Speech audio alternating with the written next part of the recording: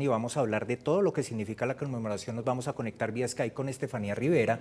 Ella es reconocida feminista, coordinadora del Observatorio de Feminicidios Colombia. Bienvenida a este espacio y queremos saber cuál sería ese diagnóstico de la situación de las mujeres frente a diferentes formas de violencia en su contra. Muchas gracias por estar con nosotros. Muchas gracias a ti, Juan Carlos. Un saludo también a Natalia Correa. Un saludo a todas las personas que nos ven. Pues como, digamos, hacemos las organizaciones feministas y de mujeres año a año el balance de las violencias contra las mujeres, pues tenemos unas cifras no muy alentadoras, como es costumbre en este sistema que reproduce las desigualdades contra las mujeres. Nuestro observatorio, el Observatorio de la Red Feminista Antimilitarista, ha registrado en este año hasta octubre 500 feminicidios, principalmente en los departamentos como Valle del Cauca, Antioquia y la ciudad de Bogotá.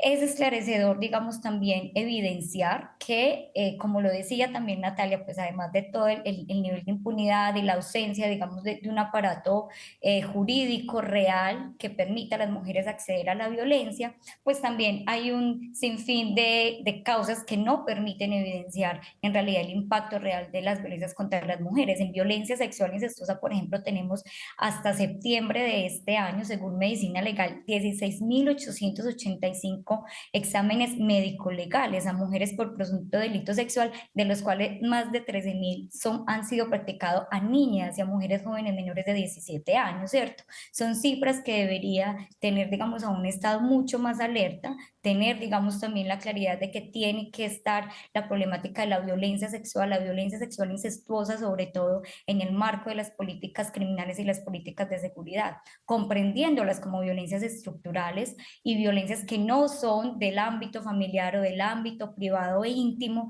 sino que evidentemente son violencias estructurales y que no solamente con el acceso a la justicia o un enfoque punitivista de la cárcel se va a solucionar también, digamos, la problemática, que eso también es lo que hemos visto. Tenemos mucha normatividad, así también como lo decía Natalia, es decir, Colombia incluso es uno de los países que tiene un gran avance en términos normativos, pero nos damos cuenta que aunque también hay mucha impunidad, la solución tampoco, digamos, es un enfoque punitivista, porque aunque hay, digamos, cárcel para muchos de estos agresores, la problemática no disminuye en términos sociales. Estefanía, cuando hablamos de la ruta de atención a las mujeres que son víctimas de violencia, ¿esta ruta está bien estructurada o qué hace falta para cambiar de pronto que muchas mujeres que son víctimas de la violencia resultan siendo victimizadas?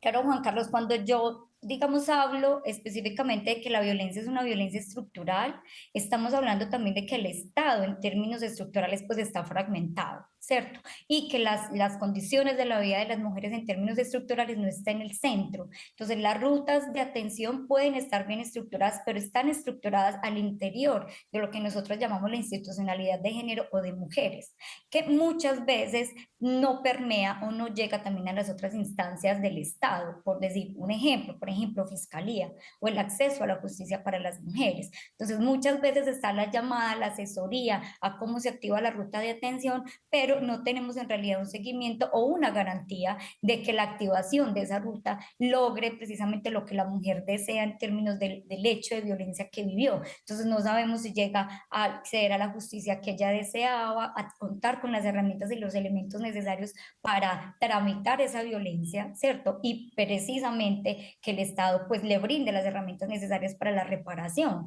En el caso de los feminicidios, por ejemplo, la reparación a las familias que fueron víctimas, por ejemplo, de un feminicidio al interior, digamos, de una mujer integrante de su familia. No hay acciones, digamos, desde el Estado para reparar el daño profundo que existe o que se genera en esa familia. Entonces, claro, puede que las rutas estén muy bien, puede que estén estructuradas, eso sí, en la centralidad. Eso es bien importante también decirlo, es decir, las rutas operan y se crean en las instituciones que están ubicadas en los centros urbanos, ¿cierto? Diferente a los municipios, las veredas, los corregimientos, por ejemplo, ¿cierto? Entonces también hay que pensar en que esas rutas funcionan, pero funcionan con un aspecto que es una asesoría en muchos casos, ¿cierto? Que en algunos casos se limita solo a asesorar, a decir a la mujer cómo debe hacer el trámite de la denuncia, y en algunos municipios es inexistente, digamos, la ruta de atención, ¿cierto? Entonces también hay que ver, no es homogéneo en el país, digamos, esa rutas de atención y la existencia.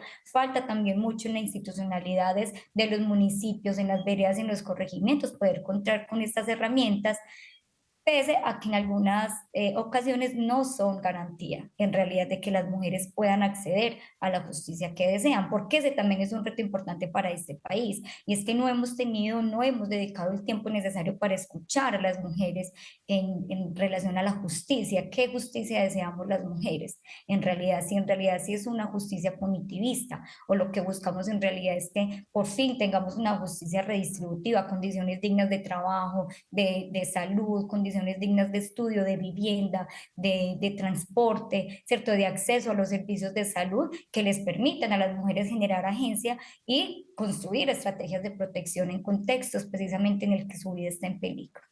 Natalia, comparte lo dicho por Estefanía. Claro, Estefanía la tiene muy clara. Además, el Observatorio de la Red Feminista Antimilitarista siempre ha sido una base para poder conocer las cifras reales de feminicidios en este país. Medicina Legal ni siquiera puede tener ese trabajo, ¿sabes? O sea, ni siquiera lo puede hacer, más bien, no lo tiene, pero no lo hace, porque al día de hoy todavía sigue pasando, ¿cómo se llama? Siguen pasando los casos de feminicidio como homicidio, entonces sus cifras realmente no son reales, ¿sabes? Entonces comparto muchísimo lo que dice Estefanía, gracias por decirlo y por ponerlo acá en la mesa.